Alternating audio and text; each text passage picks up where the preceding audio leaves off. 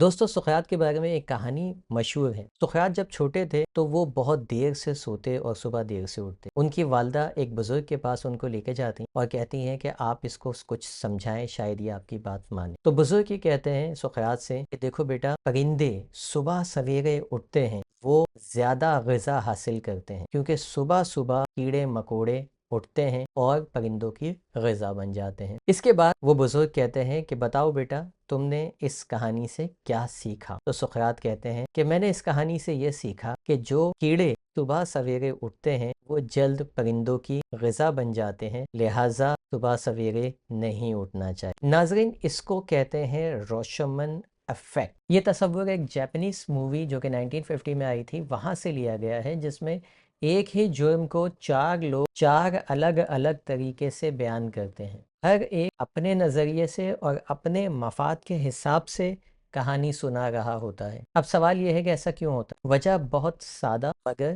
گہری ہے۔ ہم چیزوں کو ویسے نہیں دیکھتے جیسے وہ ہیں، بلکہ چیزوں کو ہم ویسے دیکھتے ہیں جیسے ہم ہیں۔ ہمارا مائنڈ، ہماری یادیں، ہمارا زخم، ہمارے جذبات سب مل کر ایک ہماری ذاتی حقیقت بناتے ہیں۔ مثال کے طور پہ ایک شوہر کہتا ہے کہ میں تو صرف سمجھا رہا تھا، بیوی کہتی ہے کہ نہیں، تم غصہ کر رہے تھے۔ دونوں غلط نہیں، لیکن دونوں کے دیکھنے کے زاویے بالکل الگ الگ ہیں۔ اسی طریقے سے پیرنٹنگ میں بھی ہوتا ہے، بچوں کا نظریہ بالکل ڈیفرنٹ ہوتا ہے اور والدین اپنی ایج، اپنی میچورٹی کے حساب سے چیزوں کو دیکھ رہے ہوتے ہیں۔ بچے اپنی کم عمری کے حساب سے، ان کا جو لیول ہے وہ اس حساب سے چیزوں کو دیکھ رہے ہوتے ہیں۔ ہم چاہتے ہیں کہ وہ ہمارے جیسے بن جائیں، وہ چاہتے ہیں کہ ہم ان کے جیسا بیہیو کرنے لگ جائیں، جبکہ اپنی اپنی جگہ دونوں صحیح ہوتے ہیں۔ جو اچھے والدین، سمجھدار والدین ہوتے ہیں، وہ ہمیشہ بچوں کے لیول پر جا کر چیزوں کو انڈرسٹینڈ کرتے ہیں اور سالو کرتے ہیں ان کا مسئلہ۔ یہی ہے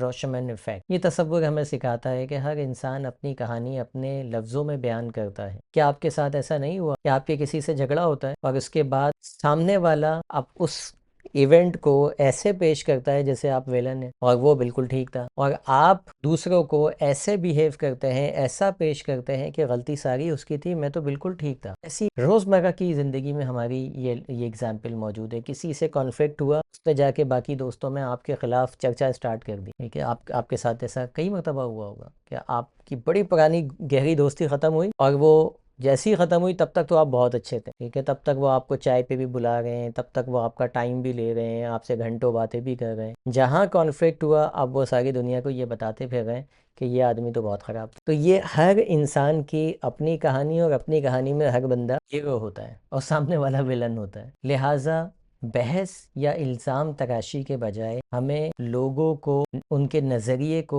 سمجھنا چاہیے، اور جیسے ہی ہم یہ کرنے لگتے ہیں نا، ہمارے رشتے مضبوط سے مضبوط ہوتے چلے جاتے ہیں